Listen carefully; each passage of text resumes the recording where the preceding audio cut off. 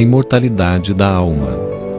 Neste módulo, vamos estudar sobre os espíritos, a alma, escala espírita, progressão dos espíritos, perispírito, propriedades e funções do perispírito, o que acontece depois da morte, perturbação e percepções.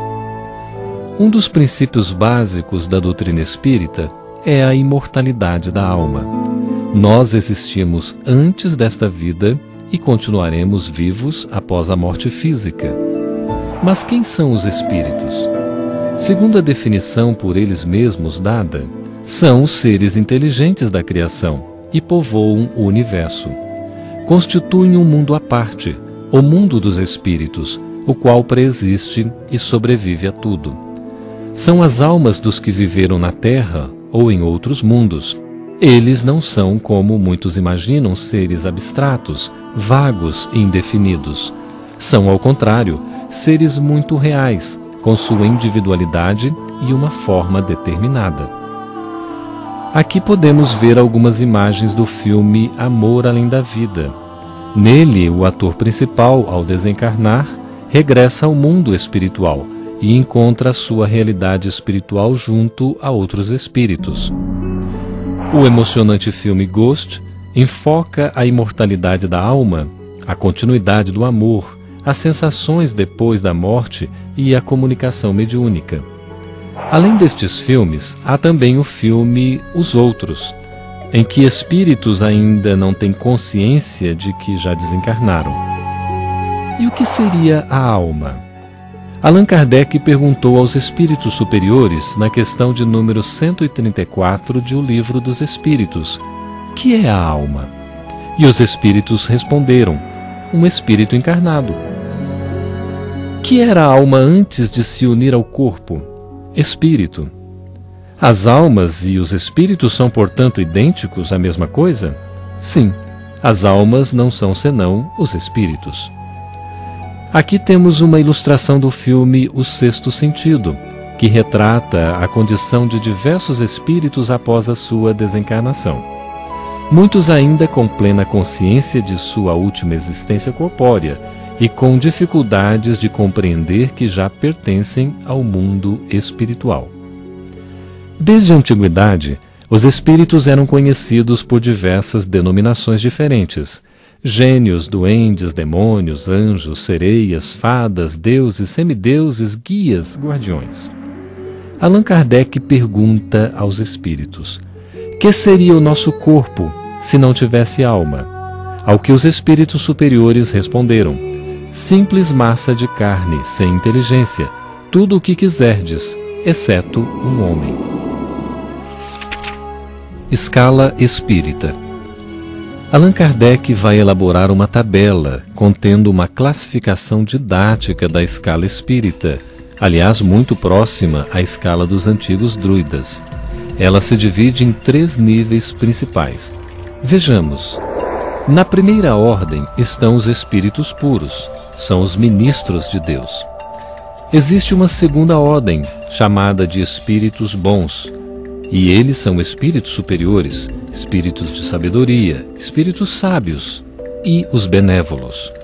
E os de terceira ordem, que são os espíritos imperfeitos, constituídos pelos espíritos batedores, espíritos neutros, onde estagia a grande maioria da humanidade, que não são nem bons nem maus, espíritos pseudo-sábios, espíritos levianos e os espíritos impuros, com grande inclinação ao mal. A classificação dos espíritos é baseada no grau de adiantamento deles. Esta classificação, aliás, nada tem de absoluta. Apenas no seu conjunto, cada categoria apresenta caráter definido. Agora vamos falar do progresso dos espíritos e saber como todos nós, espíritos, vamos nos aperfeiçoando e, ao consegui-lo, passamos de um grau inferior a um grau superior. Allan Kardec, na questão de número 115 de O Livro dos Espíritos, pergunta: dos espíritos, uns terão sido criados bons e outros maus? Ao que os espíritos respondem: Deus criou todos os espíritos simples e ignorantes, isto é, sem sabedoria.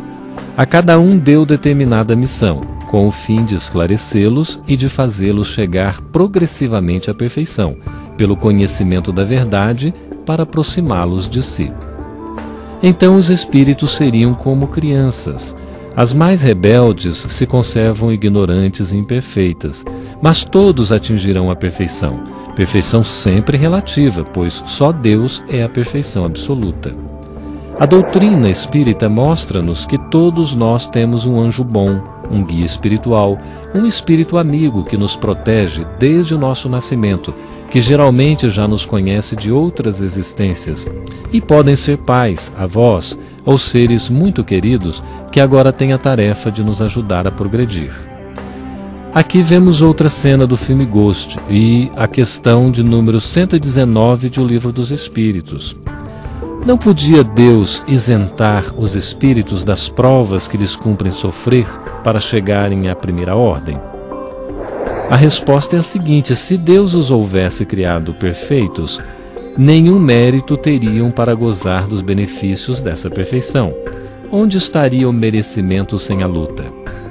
Neste sentido, compreendemos que temos constantemente desafios na vida, mas também temos soluções. Perispírito. Há no homem, além da alma e do corpo, um laço que os liga, chamado perispírito. O perispírito, substância semimaterial, serve de primeiro envoltório ao espírito e liga a alma ao corpo físico. O homem é, portanto, formado de 3 partes essenciais. Visualizemos no seguinte gráfico, de modo a entendermos melhor. Primeiro, o corpo ou ser material, análogo ao dos animais e animado pelo mesmo princípio vital. Segundo, a alma, espírito encarnado, que tem no corpo a sua habitação. Terceiro, perispírito, a substância semimaterial que serve de primeiro envoltório ao espírito e liga a alma ao corpo. Já na questão 47, Allan Kardec pergunta: por que é que os anatomistas, os fisiologistas e, em geral, os que aprofundam a ciência da natureza são com tanta frequência levados ao materialismo? O fisiologista refere tudo ao que vê. Orgulho dos homens, que julgam saber tudo e não admitem haja coisa alguma que lhes esteja acima do entendimento. Propriedades e funções do perispírito.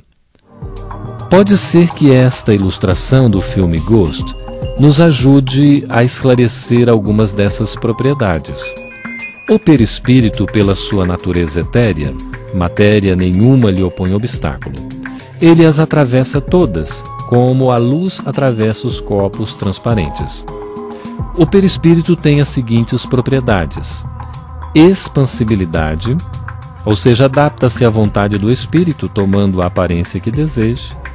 Irradiação, é uma forma em torno do corpo físico, uma atmosfera que o pensamento e a vontade podem modificar em alcance e intensidade.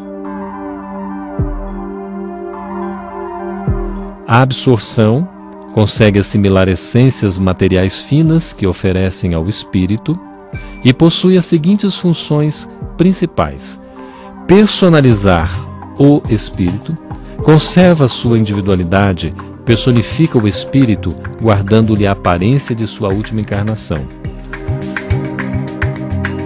Princípio da comunicação mediúnica. O perispírito do desencarnado entra em contato com o perispírito do médium. Proporcionar ação do espírito sobre a matéria. Servir de veículo de união do corpo físico com o espírito. E, finalmente, arquivo reencarnatório. Registra as experiências de vidas passadas.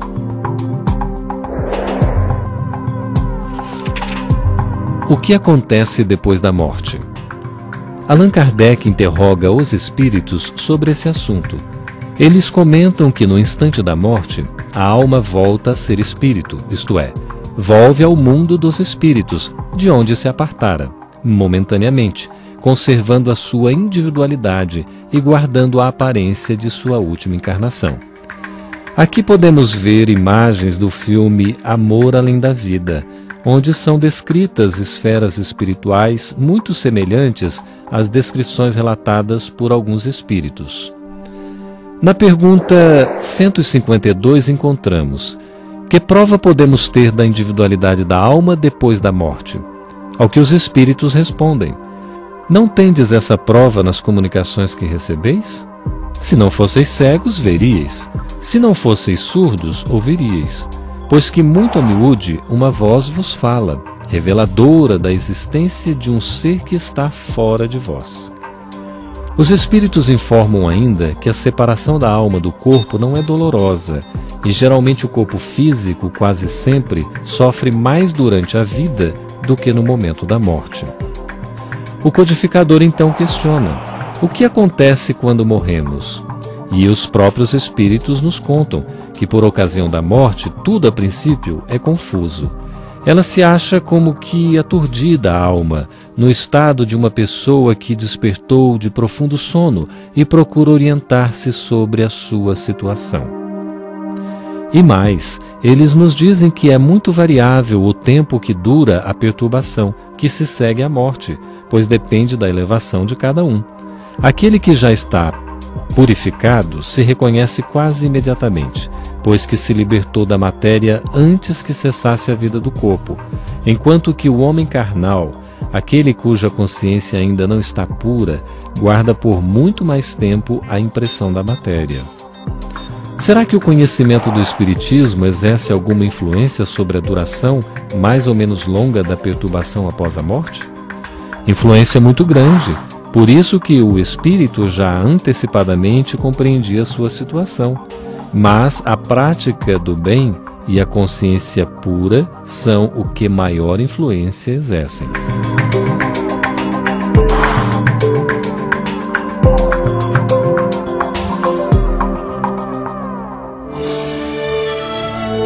Muito obrigado pela sua companhia. Continue conhecendo a doutrina espírita. Até o nosso próximo encontro.